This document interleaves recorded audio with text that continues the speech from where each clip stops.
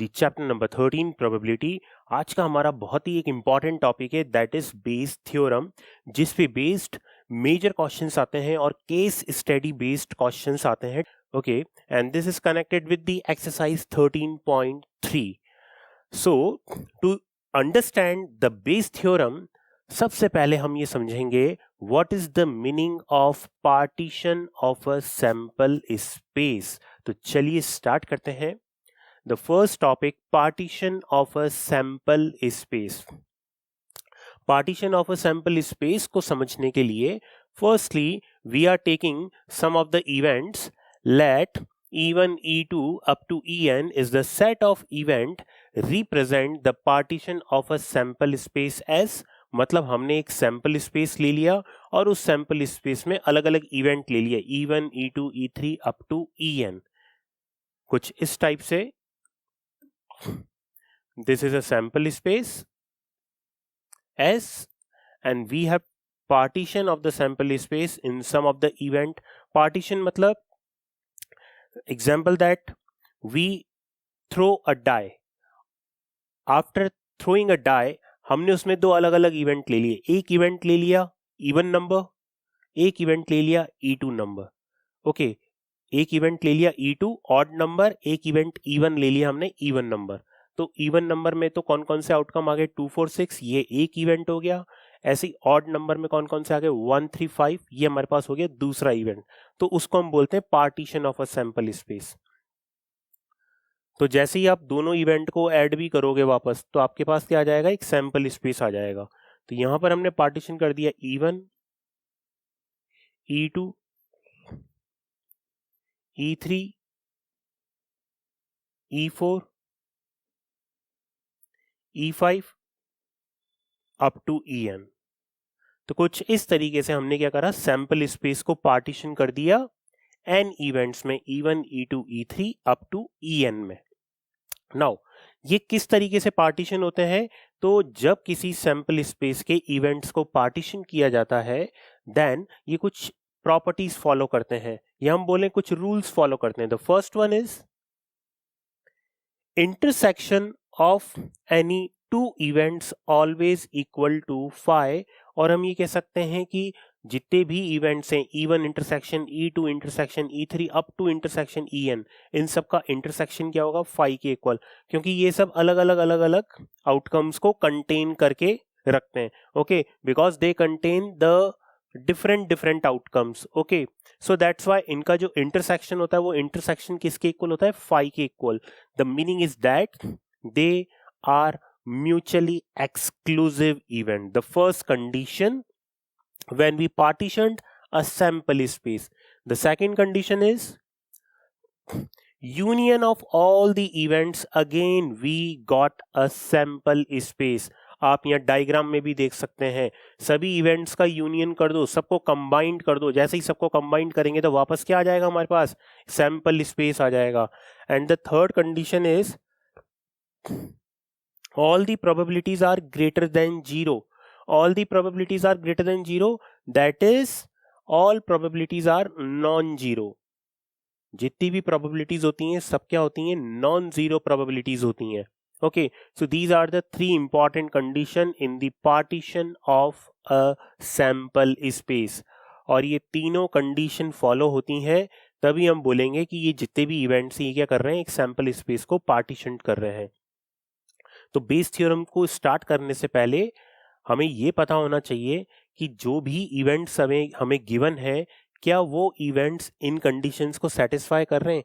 यदि वो इवेंट्स इन कंडीशन को सेटिस्फाई कर रहे हैं then we can further move to the Bayes theorem, otherwise not. So that's why हम यहाँ पर partition of a sample space को स्टडी कर रहे हैं सबसे पहले, right. So I think this you understand very clearly. So now we move to the next topic. The next is very important topic, that is theorem of total probability. अब theorem of total probability का तो statement हम पढ़ेंगे इसके बाद, तो इसके बाद मैं आपको इसका statement बताऊंगा। बट statement बताने से पहले theorem of total probability का concept apply कहाँ पर करते हैं हम, तो उसके लिए एक छोटा सा example लेते हैं हम और उस example से इसको समझने की कोशिश करते हैं। एक एग्जाम्पल है, इसके अकॉर्डिंग क्या है, दो बैग है हमारे पास, we have a two bag, bag 1 and the second one is bag 2. Bag 1 contain 2 red and 3 black ball, and bag 2 contain 3 red and 4 black ball. 3 red and 4 black ball. तो bag 1 के अंदर contain है 2 red 3 black, और bag 2 के अंदर contain है 3 red and 4 black. Randomly कोई भी हम एक बैग सेलेक्ट कर रहे हैं and we draw a ball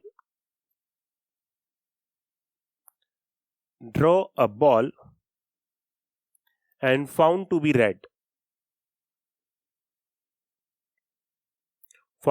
red in color.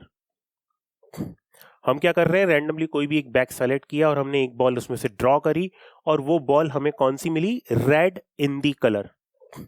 So theorem of total probability use कहां होती है, theorem of total probability use होती है जब आपसे कुछ इस टाइप का क्वेश्चन कर लें, फाइंड द प्रोबेबिलिटी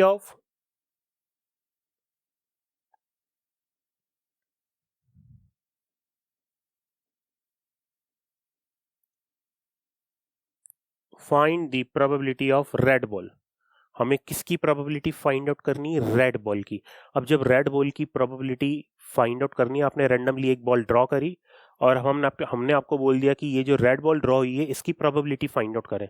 तो अब आप प्रोबेबिलिटी बैग 1 के रेस्पेक्ट में भी फाइंड आउट करेंगे, बैग 2 के रेस्पेक्ट में भी फाइंड आउट करेंगे, और इसको कंबाइंड करेंगे. That's why the name of theorem is theorem of total probability, right. That is we have two events E1 and E2.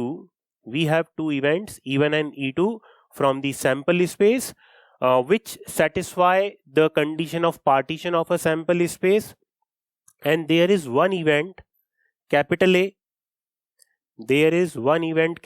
A, associated also with the sample space. Naturally यार ये भी किससे associate है, sample space से associate है. Then we have to find the probability of A, and this probability of A can be found by the help of theorem of total probability. So I think इस example से आपको clear हो गया कि theorem of total probability हमें कहां apply करना है concept. Now we study the concept and the statement of theorem of total probability. तो देखिए आप इसमें थ्योरम ऑफ टोटल प्रोबेबिलिटी का statement. So according to theorem of total probability, if we have the event E1, E2 up to En represent the partition of a sample space such that they all has the non-zero probability. Natural है, partition of a sample space को represent करेगा तो इनकी probabilities क्या होंगी, non-zero होंगी. And capital A भी any event associated with the sample space S. Capital A क्या है, किससे एसोसिएट है, सैंपल स्पेस एस से एसोसिएट है. देन हमें किसकी प्रोबेबिलिटी निकालनी है, probability of A. Then this probability of A can be find by the help of multiplication theorem of probability. तो हमने सबसे पहले इवेंट E1 पे मल्टीप्लिकेशन थ्योरम अप्लाई कर दी ए के रेस्पेक्ट में, फिर E2 पे अप्लाई कर दी, फिर E3 पे, और कहां तक अप्लाई कर दी, En तक अप्लाई कर दी. सबको हमने ऐड कर दिया, मतलब टोटल कर दिया.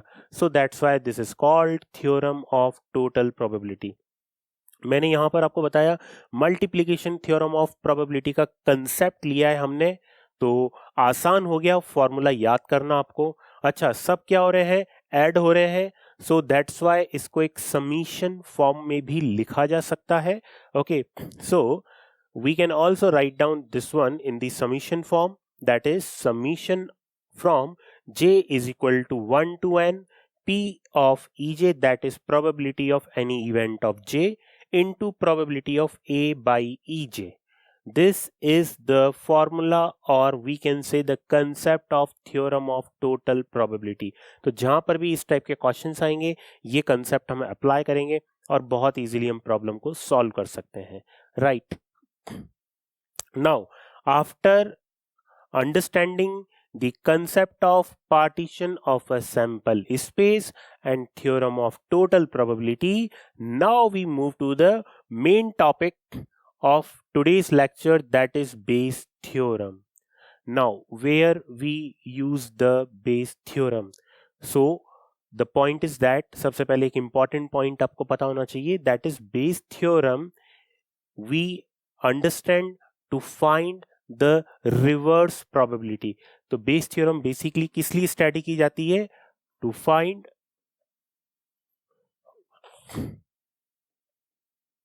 reverse probability. तो रिवर्स प्रोबेबिलिटी फाइंड आउट करने के लिए हम बेस थ्योरम को यूज करते हैं. वापस इसको समझने के लिए हम एक एग्जांपल लेते हैं. इस एग्जांपल में हमने दो बैग ले लिए. We have taken two bags, bag 1 and also we have taken bag 2. In the bag 1 we have 2 red and 3 white ball. Bag 2 we have 3 red and 4 white ball. अब यहां पर अभी तक क्वेश्चन कैसे आता है?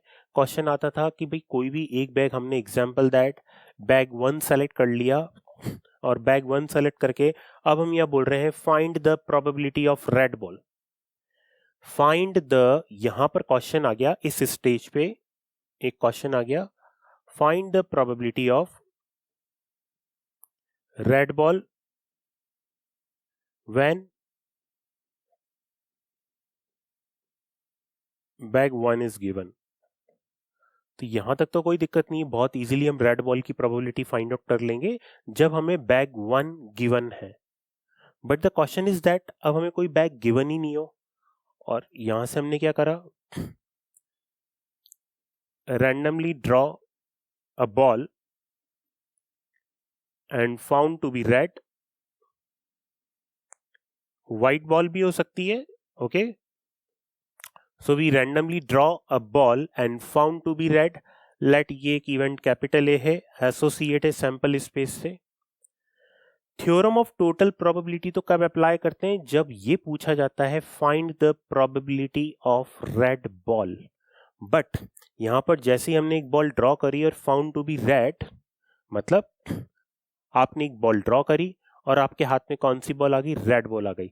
अब हम आपसे ये क्वेश्चन पूछ रहे हैं, आप ये बताइए कि जो रेड बॉल आपके हाथ में, that is now the given event is red ball. And now we are asking, that is find the probability that this red ball is from bag 1. तो यहां पर इस स्टेज पे अब हम क्वेश्चन पूछ रहे हैं. क्या क्वेश्चन पूछ रहे हैं आपसे? That is find the probability that drawing red ball from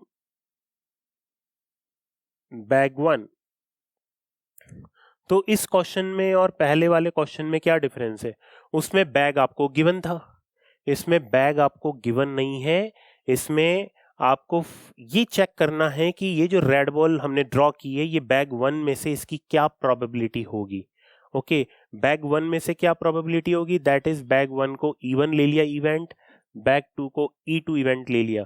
तो यहां पर आपको फाइंड आउट करना है probability of E1 by A, that is probability of probability of red ball which we have draw from bag 1. मतलब bag 1 में से इसकी प्रोबेबिलिटी क्या होगी? तो यहाँ पर इवेंट कौन सा कंप्लीट हो गया? पहले यहाँ पर इवेंट कंप्लीट हो गया कौन सा? रेड बॉल का, कि रेड बॉल तो हमारे पास ऑलरेडी आ चुकी है.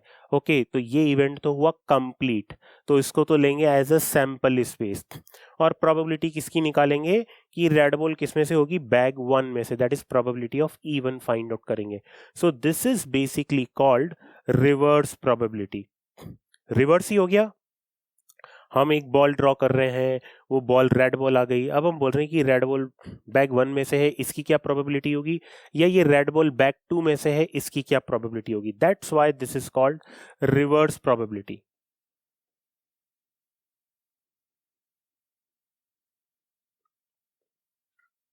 ओके. और in the case of reverse probability हम कंसेप्ट कौन सा यूज करते हैं, बेस थ्योरम का. तो बेस थ्योरम को समझने के लिए पहले जरूरी था पार्टीशन ऑफ सैंपल स्पेस को समझना and theorem of total probability को समझना. Now the same statement we can repeat in the base theorem. So let we have given E1, E2, En all the events from the partition of sample space such that all the events have the non-zero probability, and capital AB any event associated with the sample space, then probability of EI upon A, that is the conditional probability of ith event. इसका meaning क्या हुआ, conditional probability of ith event. तो ith event की conditional probability कैसे निकालेंगे, Bayes theorem से निकालेंगे. P of EI into P of A upon EI. Concept same लग रहा है, ये कंडीशनल प्रोबेबिलिटी का ही फॉर्मूला है. आप इस फॉर्मूले को कुछ इस तरीके से देखें, ये कहां से आया है formula, P EI upon A क्या हो जाएगा, probability of EI intersection A upon PA. तो ये किसका फॉर्मूला है, ये फॉर्मूला तो कंडीशनल प्रोबेबिलिटी का है. This is from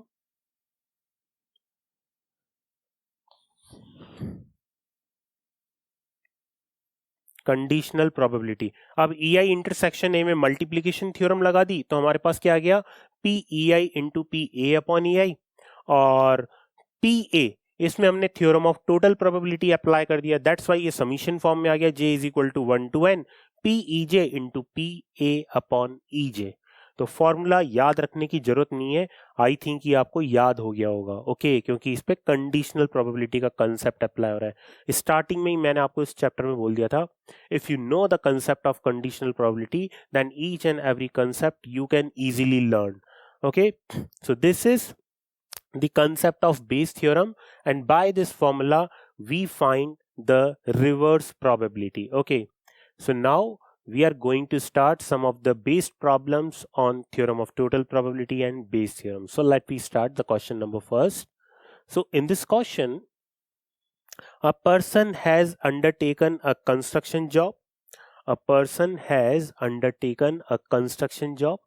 The probability are 0.65 that there will be a strike, 0.80 that the construction job will be completed on time if there is no strike, and 0.32 that the construction job will be complete on time when there will be a strike. तो देखिए एक construction job है और उस construction job में दो तरह के इवेंट्स अकर हो रहे हैं. कौन कौन से event, there will be a strike and there will be not a strike. तो यहां पर हम पहले इसको एक फ्लो डायग्राम बना देते हैं.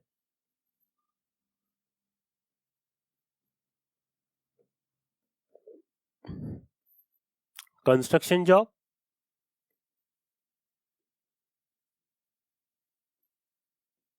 there will be, it is a strike, या तो कंस्ट्रक्शन जॉब में स्ट्राइक होगी और it is not a strike.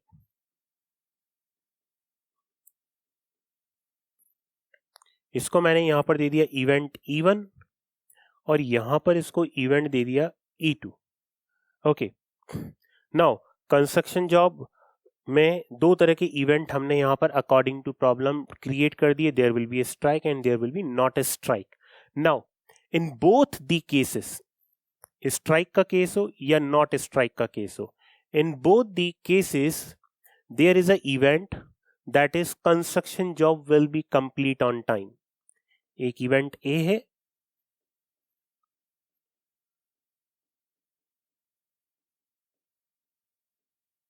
Construction job will complete. यदि आप फ्लो डायग्राम के थ्रू हर एक कंसेप्ट लिख देते हैं तो आपको अलग से दोबारा कुछ लिखने की जरूरत नहीं है. So construction job will complete on time, that is we have given A. Now 0.65 that there will be a strike, तो स्ट्राइक की प्रोबेबिलिटी कितनी दे रखी है 0.65, तो यहां पर प्रोबेबिलिटी ऑफ E1 आपको गिवन है 0.65, ऐसे ही प्रोबेबिलिटी ऑफ E2 कितना आ जाएगा, there will be not a strike, that is 1 minus 0.65 can be written as 0.35. ये probability of E2 आ गया आपके पास.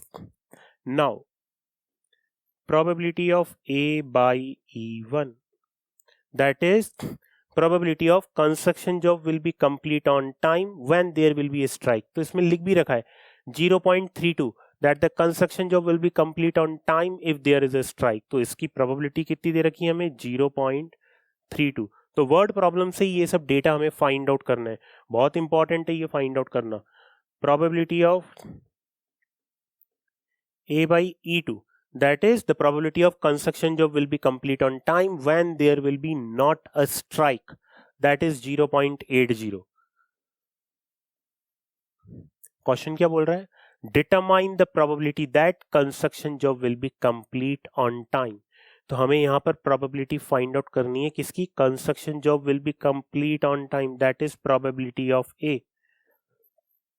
तो यहाँ पर कंसेप्ट कौन सा लगेगा, यहाँ पर कंसेप्ट अप्लाई होगा थ्योरम ऑफ टोटल प्रोबेबिलिटी का.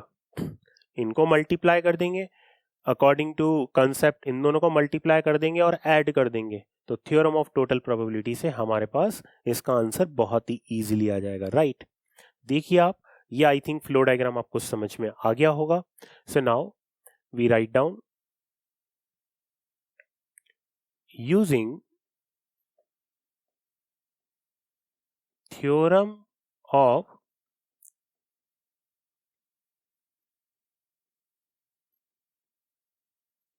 total probability, probability of A will be equal to probability of E1 into probability of A by E1 plus probability of E2 into probability of A by E2. ये हमने formula apply कर दिया. Now we put the value, probability of E1 कितना था 0.65 and probability of A by E1 0.32, probability of E2 0.35 and this is 0.80. जितनी भी rough calculation है right hand side पे आप कर लें रफ कैलकुलेशन. फर्स्ट है 0.65 and 0.32, that is 65 and 32, 0 and 130, then 15, then 1, then 19. That is 0, 8, 0 and 2. Okay, and decimal after 4 places 1, 2, 3, 4. So this is 0.208. So this is 0.208 plus 0.35 into 0.80. So 0, 8, 5, 40, then 4, 8, 3, 24 and 24 and 4, 28. And after 4 places that is 0.28. So now we add 0.28 and 0.208. So it will be 8, 8 and sorry, we add both of them. So 8, 8, 4. Okay. So this will be 0.488. So this is the probability we have find out by the concept of theorem of total probability. So here we find out the probability of construction job will be complete on time is 0.488. So I think the flow diagram and the calculation सब आपको बहुत ही easily समझ में आ गया होगा. और जितनी भी rough calculation करें सब right hand side पे करें rough calculation. So it will be more better for you. Okay. Now we move to the next question. So in the next question, we have to given that an urn contain 5 red and 5 black ball, and urn contain 5 red and 5 black ball. A ball is drawn at random and its color is noted. देखिए, an uncontained 5 red and 5 black ball. A ball is drawn. A ball is drawn. अब देखिए, जब भी एक ball draw करेंगे तो कौन कौन सी पॉसिबिलिटी हो जाएंगी? या तो ये ड्रॉन बॉल रेड होगी, या फिर ड्रॉन बॉल कौन सी होगी? ब्लैक बॉल होगी. दो केसेस आ जाएंगे.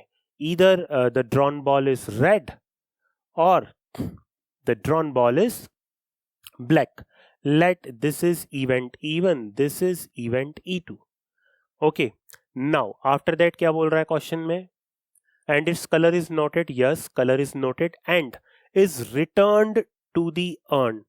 यहां पर हमने कलर नोट किया और कलर नोट करके उसको वापस क्या कर दिया? रिटर्न कर दिया अर्न में.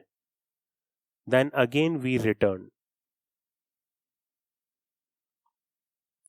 Again we return. And moreover, 2 additional ball of the drawn ball are put in the urn. इसका मीनिंग क्या हुआ? The meaning is that यदि रेड बॉल ड्रॉ हुई तो रेड बॉल एक कलर नोट किया, उसको रिटर्न कर दिया और रेड की 2 बॉल और इसमें ऐड कर दी, तो हमारे पास रेड की कितनी हो गई? 7 बॉल. कितनी रेड बॉल हो गई? 7 बॉल. ऑल्सो ब्लैक बॉल आ गया तो ब्लैक बॉल की 2 बॉल हमने सेम कलर की ऐड कर दी और टोटल कितनी हो गई? 7 ब्लैक बॉल हो गई हमारे पास. ओके. जब टोटल 7 रेड बॉल हो गई तो इस केस में टोटल बॉल कितनी हो गई? देखो 7 रेड और 5 ब्लैक, तो अब हमारे पास टोटल हो गई 12. इन द सिमिलर वे, या फिर हमारे पास ब्लैक बॉल आई और हमने ब्लैक बॉल की 2 बॉल ऐड कर दी सेम कलर की, तब भी हमारे पास टोटल कितनी बॉल्स हो जाएंगी? 12. और इस केस में टोटल बॉल्स कितनी होंगी? 10. ये डेटा आपको पता होना चाहिए. After that, what is the question? Moreover, the 2 additional balls of the drawn ball are put into the urn and a ball is drawn at random. अब हम क्या कर रहे हैं? A ball is drawn at random. What is the probability that second ball is red? Now we have to find out. A ball is drawn at random.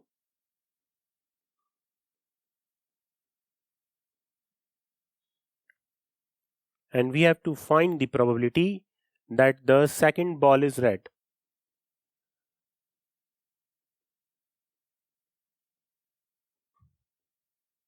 We have to find the probability that second ball is red.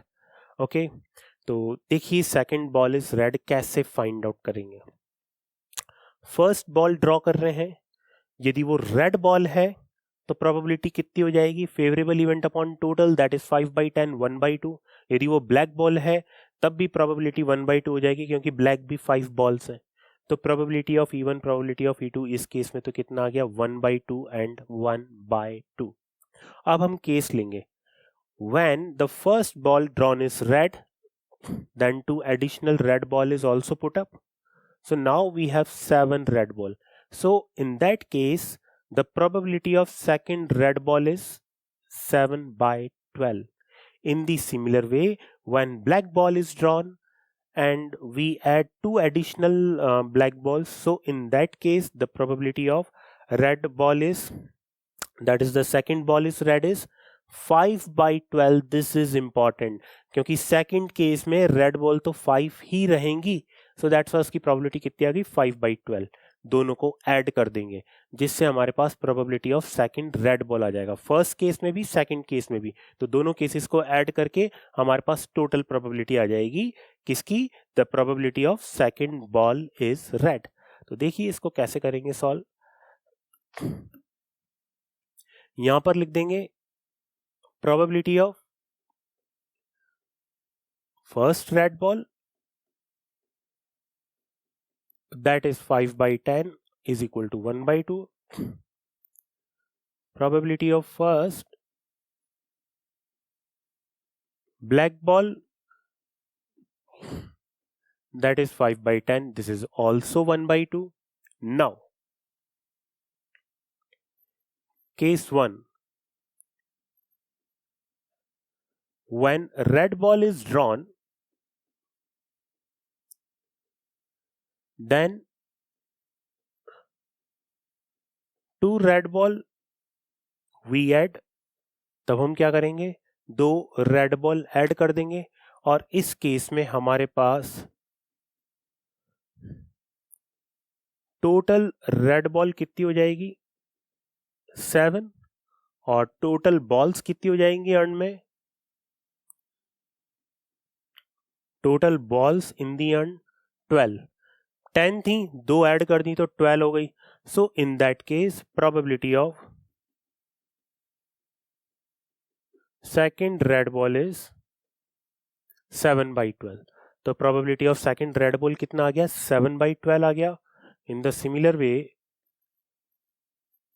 when black ball is drawn,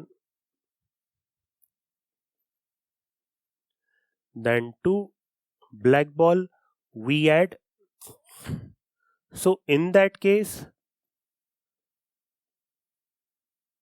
total red ball कितनी हुई, total red ball तो 5 ही हुई क्योंकि हमने 2 black ball add करी हैं. Okay, and total number of balls in the earn वो कितनी हो गई हमारे पास 12.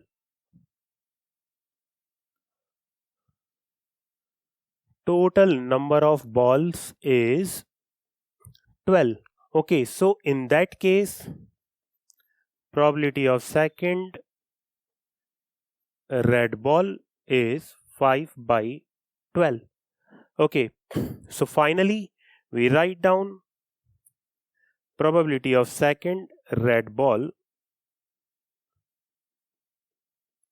will be equal to 1/2 into 7/12,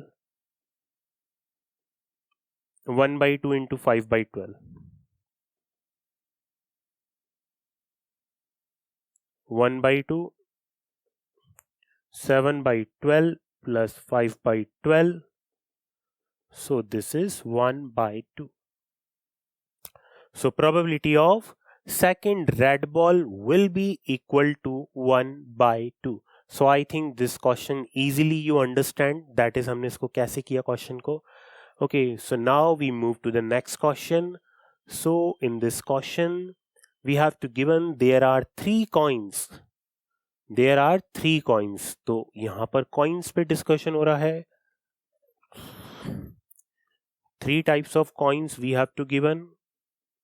Let first we assume E1, second we assume E2, and third event we assume E3. So what is the first type? One is a two-headed coin.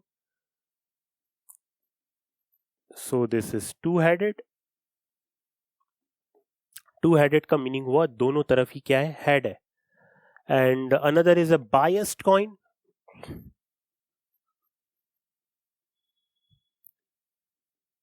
Another is a biased coin that comes up 75% of the time head.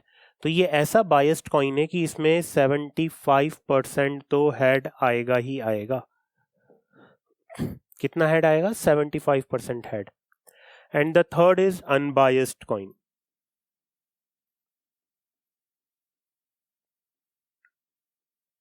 Third one is unbiased coin. इसका मतलब हुआ probability of head हो या probability of tell हो, ये कितना होगा 1/2. Now one of the 3 coin is chosen at random and tossed. It shows a head. तो इन तीनों में से रैंडमली कोई भी एक कॉइन लेते हैं एंड उसको क्या करते हैं, toss, and it shows head.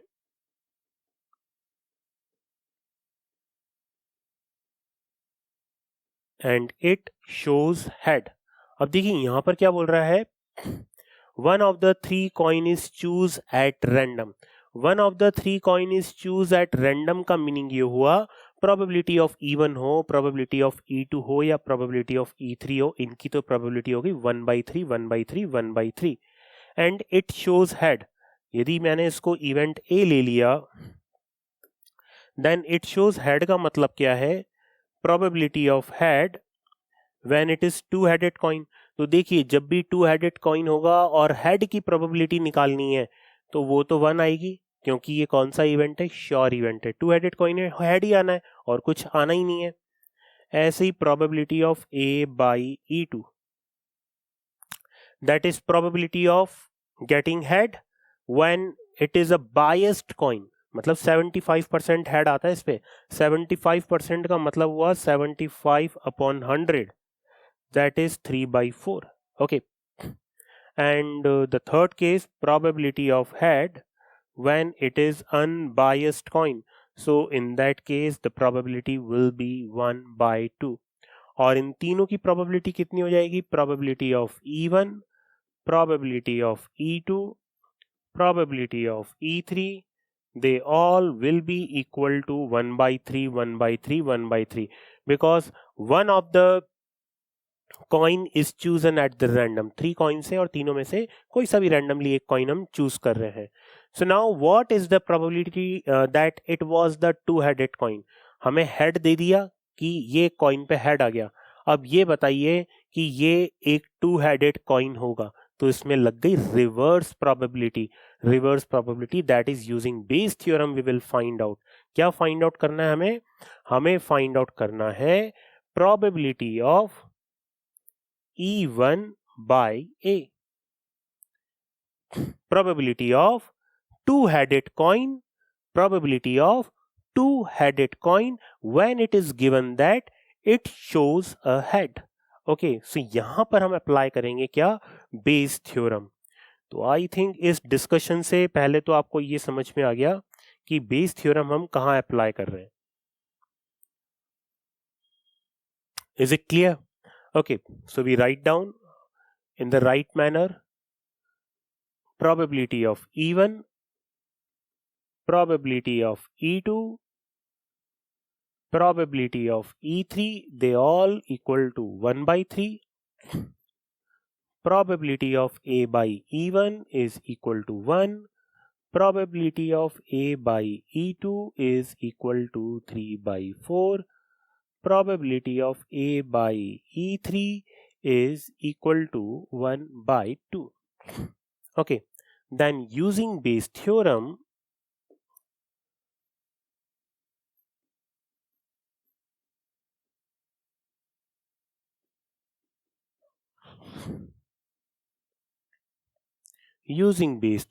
probability of E1 by A will be equal to probability of E1 into probability of A by E1 over probability of E1 probability of A by E1। Denominator में सबका सम कर देंगे।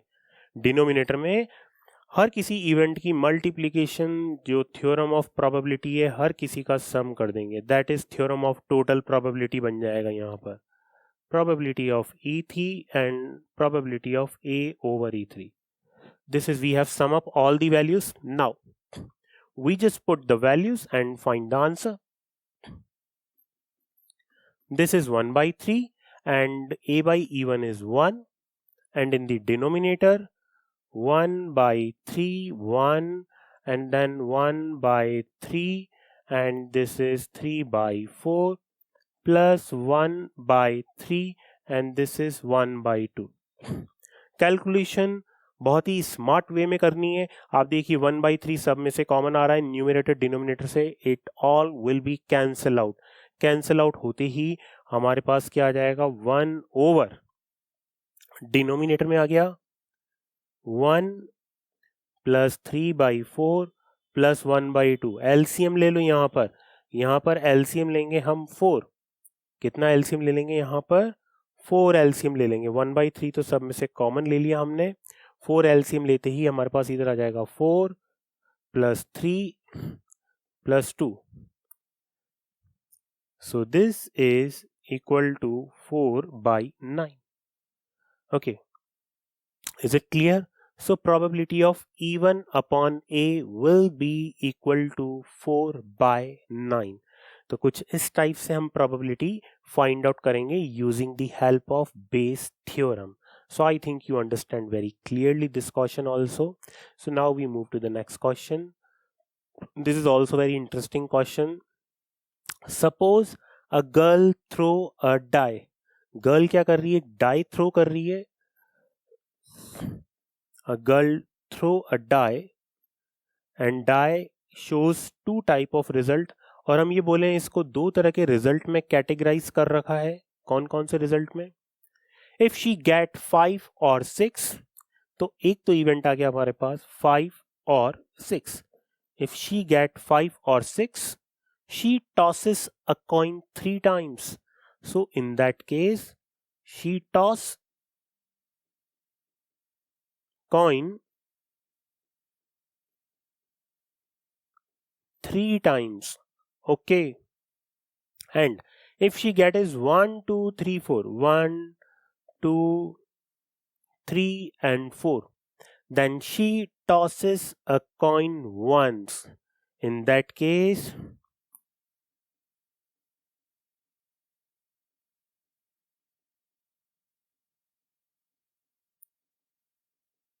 she tosses a coin once. Now, and note, देखिए जब coin को 3 time toss कर रहे हैं या सेकंड केस में कॉइन को 1 टाइम टॉस कर रहे हैं, इन दोनों ही केसेस में क्या हो रहा है? And notes weather a head और टेल इज ऑब्टेन्ड. और क्या नोट किया जा रहा है कि उसमें हेड आ रहा है या टेल आ रहा है. अब आगे क्या लिखा हुआ है? If she obtained exactly 1 head in both the cases, event A denote she obtained exactly 1 head. तो देखिए ये सैंपल स्पेस से कनेक्टेड है. Yes, she obtained exactly 1 head. Then what is the probability she threw 1, 2, 3, 4 with a die? Then हमें जो probability find out करनी है, हमें probability find out करनी है E2 over A. That is probability. What is the meaning of E2 over A? That is probability that she threw 1, because E2 हमने दे रखा है 1, 2, 3, 4 को. She threw 1, 2, 3, 4 when it is given that there is exactly 1 head. It is given that there is exactly 1 head. तो ये E2 upon A किससे आएगा? Bayes theorem से आएगा. This is obtained by Bayes theorem. I think it is clear to all of you. जो भी इस question में गिवन है उसको हमने एक फ्लो डायग्राम में लिख दिया. अब देखिए लिख तो दिया, इन सब की वैल्यूज भी देख लेते हैं. जैसे प्रोबेबिलिटी ऑफ E1 देखें, 5 और 6 आ रहा है, दैट इज 2/6 और वी कैन से 1/3. ऐसे ही प्रोबेबिलिटी ऑफ E2 देखेंगे आप, तो probability of E2 find out करेंगे आप 4/6, that is we can write down 2/3. Is it clear? Okay. So in the first case tosses the coin 3 times. Natural है, जब भी कॉइन्स को 3 टाइम टॉस करते हैं टोटल कितने इवेंट आते हैं सैंपल स्पेस में? 8. और उस 8 सैंपल स्पेस में से सिर्फ 3 इवेंट ऐसे रहते हैं. कौन कौन से? H, T, T, T, T, H and T, H, T. Only ये 3 फेवरेबल इवेंट ऐसे रहते हैं जिसमें एग्जैक्टली 1 हेड आता है. सो दैट्स वाई हम यहां पर लिखते हैं probability of exactly 1 head when she toss a coin, when she get 5 or 6. So probability of exactly 1 head when she get 5 or 6. So in that case the probability will be 3/8 because favorable event are 3 and total event are 8. But in the second case probability of exactly 1 head when she toss a coin once, तो इस case में तो probability कितनी होगी? 1/2. So now we just apply the Bayes theorem. सब values put up करेंगे और बहुत easily answer आ जाएगा हमारे पास, right? So let's see. Probability of E1 है 1/3. Probability of E2 है आपके पास 2/3. Probability of A by E1, that is equal to 3/8.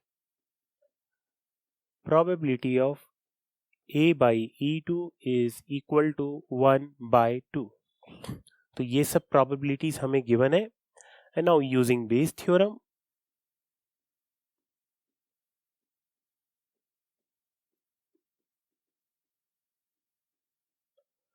Formula apply कर देंगे. probability of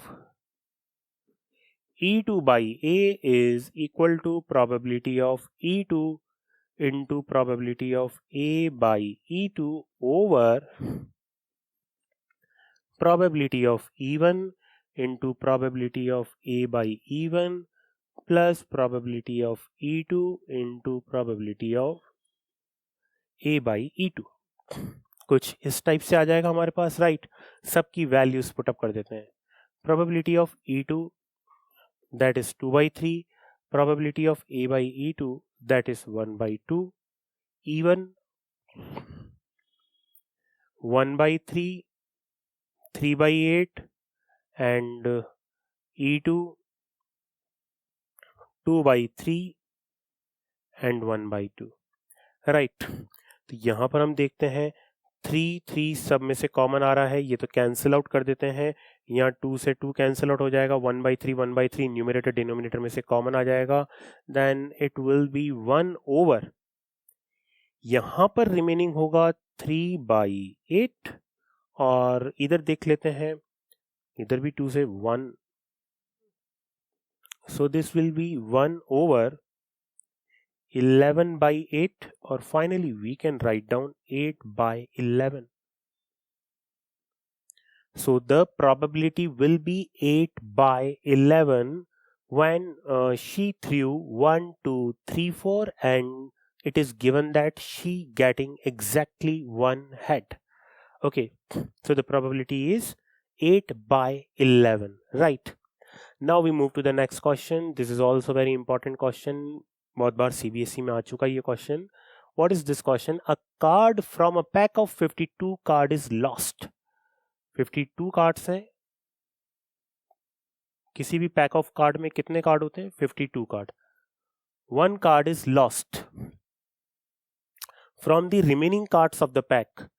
आप देखिए 52 कार्ड में से जो 1 कार्ड लॉस्ट हुआ, वो लॉस्ट कार्ड कौन कौन सा हो सकता है? या तो डायमंड का कार्ड हो सकता है या not a diamond card.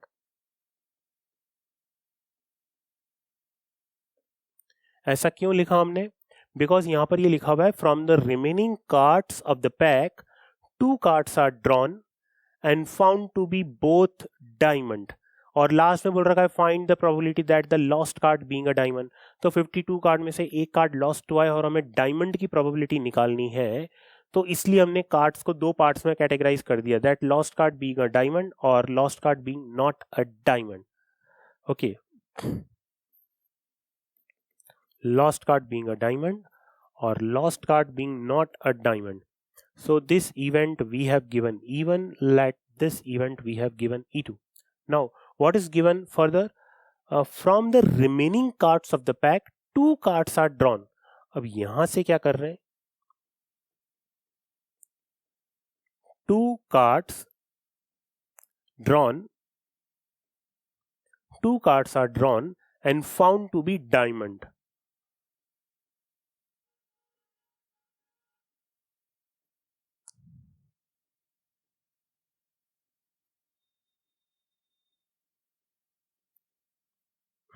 Two cards are drawn and found to be diamond. Remaining card में से 2 कार्ड्स ड्रॉ किए और दोनों कौन से आ गए हमारे हाथ में? डायमंड के कार्ड्स आ गए. अब पूछा जा रहा है find the probability that lost card being a diamond. जब हमें 2 डायमंड के कार्ड दे दिए और अब हमसे पूछा जा रहा है अब फाइंड आउट करें प्रोबेबिलिटी कि जो लॉस्ट कार्ड है वो किसका है? डायमंड का है. ओके, तो ये हो गई रिवर्स प्रोबेबिलिटी. दैट इज हमसे पूछा जा रहा है यहां पर probability of E1 by A. So that's why we are going to apply Bayes theorem.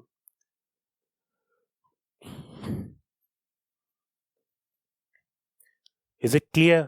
Okay, so now probability of E1 find out करें तो भाई डायमंड के टोटल कितने? 13 कार्ड, 13/52 that is 1/4. और ऐसे ही probability of E2 find out करेंगे तो ये कितना आ जाएगा 3/4, 1 - 1/4 that is 3/4. Now this is very important. Probability of 2 cards are drawn and found to be diamond. 2 cards are drawn and found to be diamond when it is given that lost card being a diamond card. आप देखिए 52 cards में से total diamond के कितने card होते हैं 13 card होते हैं. कितने कार्ड होते हैं 13 कार्ड. अब यहां पर क्या बोला जा रहा है probability that 2 cards are drawn and found to be both diamond when it is given that, because even आ गया, so when it is given that lost card being a diamond. जब डायमंड का कार्ड लॉस्ट हो गया तो 13 में से कितने cards remaining हो गए 12.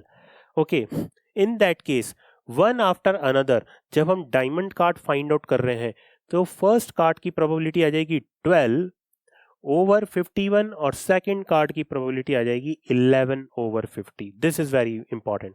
फर्स्ट कार्ड ड्रॉ किया probability 12/51 and second card draw किया then probability 11/50. But probability of both 2 cards are drawn and found to be diamond when it is given that lost card being is not a diamond card.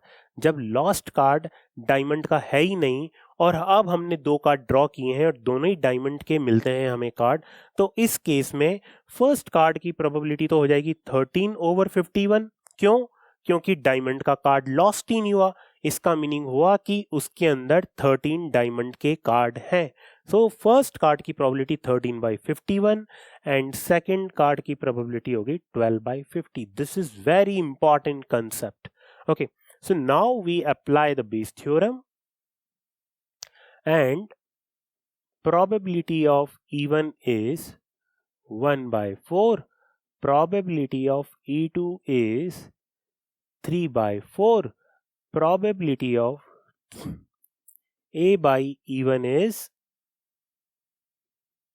12/51, 11/50. Probability of A by E2 is 13/51 into 12/50. So now using Bayes theorem,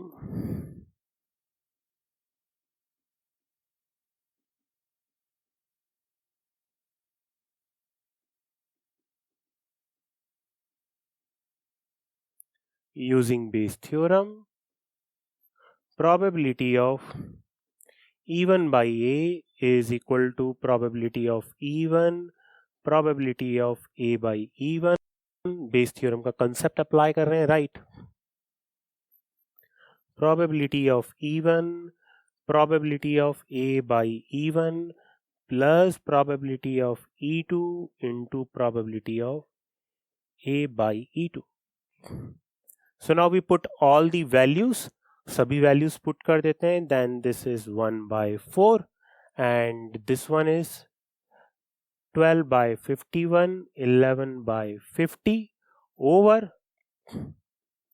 1/4, 12/51, 11/50 plus 3/4, 13/51 into 12/50.